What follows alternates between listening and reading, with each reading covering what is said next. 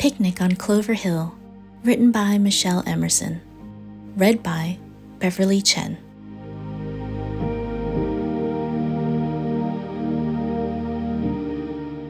Welcome to Thimbleberry Stories, where warm and cozy tales await you. If you love gentle bedtime stories that make you feel warm and cozy, like fresh-baked carrot cake, be sure to like and subscribe so you never miss a new adventure. Now, get comfy, pull up your favorite blanket, and let's begin tonight's story. The first warm breeze of spring drifted through Thimbleberry village, carrying the scent of fresh earth, new blossoms, and the tiniest hint of honey from the wildflowers. The sky stretched blue with billowy white clouds, and meadows shimmered with golden dandelions and violets just beginning to bloom. Hazel the Hedgehog hummed a happy tune as she packed her little basket. She had spent the morning picking the sweetest, ripest wild strawberries from the sunny edges of the forest, careful to leave plenty for the bees and birds. Today was a special day, the first spring picnic at Clover Hill. She wasn't the only one preparing. All her friends were bringing something to make the picnic festive and bright. Bartholomew the Badger arrived just after Hazel. He was carrying a large checkered blanket draped over his arm. He spread it out under the grand old oak tree, whose branches were just beginning to bud, and gave the blanket a gentle shake, smoothing it with a fond smile. "This belonged to my mother," he said, patting the fabric. "She made it herself, sewing in all these little patches over the years. We used to take it on our own spring picnics when I was just a cub. She always said the first picnic of spring was the best one of the year." Hazel smiled. "Then we'll make sure this one is extra special." Daisy Rabbit came hurrying up the hill. She was out of breath and carrying a big plate. On the plate was her famous carrot cake. "I made carrot cake with honey and walnuts," she announced proudly, setting it down in the middle of the blanket. "Thanks to Badger's wonderful carrots from his shop, it's extra sweet this year." Bartholomew beamed. "Only the best for my friends," he said.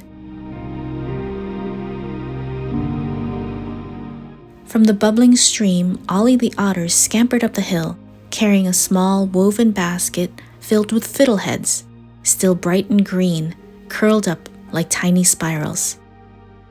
"I brought fiddleheads," he declared, setting them down carefully. "They're the very first baby ferns of the season.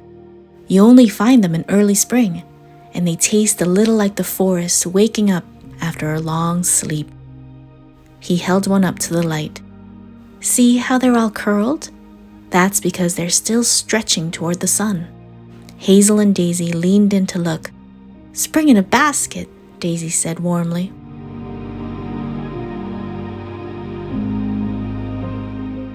Next came Gilbert the Gopher, his paws clutching a lovely clay pot with a crocus plant blooming inside. Its purple petals shimmered in the sunlight. "For you, Hazel," he said, placing it gently in her paws. "I found it while digging up one of my hidden nut stashes. Thought you might like to plant it in your garden so it can bloom again next year."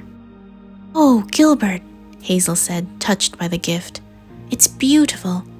Now I'll have a little bit of this picnic to remember every spring."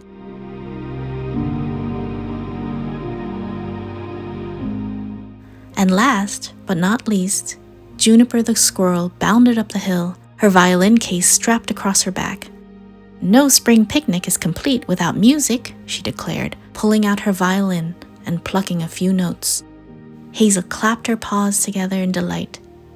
"Everything looks perfect," she sighed, breathing in the scent of wild strawberries, fresh earth, and warm cake. The friends settled down, sharing stories of the first butterflies they had seen that morning, and the sound of frogs singing in the pond. They passed around slices of Daisy's carrot cake, nibbled on the fiddleheads, and popped wild strawberries into their mouths, savoring their sweetness. Then, as the afternoon sunlight dappled through the oak trees' branches, Juniper lifted her violin and began to play a soft, light melody, the kind that danced on the breeze like petals in the wind. The tune wove through the picnic like golden thread, wrapping them all in the warmth of the first true day of spring.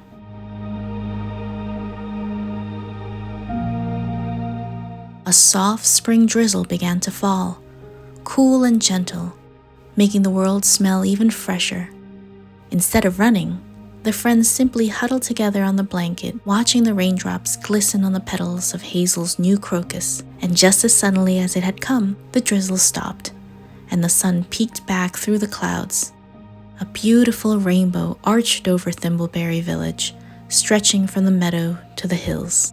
No one spoke for a long moment. They just breathed it in. The smell of rain, the sound of birds singing again, and the feeling of warmth in their hearts. "This," Hazel said at last, "is the most perfect spring picnic we've ever had." And all her friends agreed. That evening, as the fireflies began to twinkle and the sun dipped behind the hills, the friends packed up their baskets and blankets, their bellies full and their hearts even fuller. And as they walked home, the first stars twinkling above, they carried the sweet memory of a spring afternoon filled with music, laughter, and the magic of Thimbleberry in bloom. The end.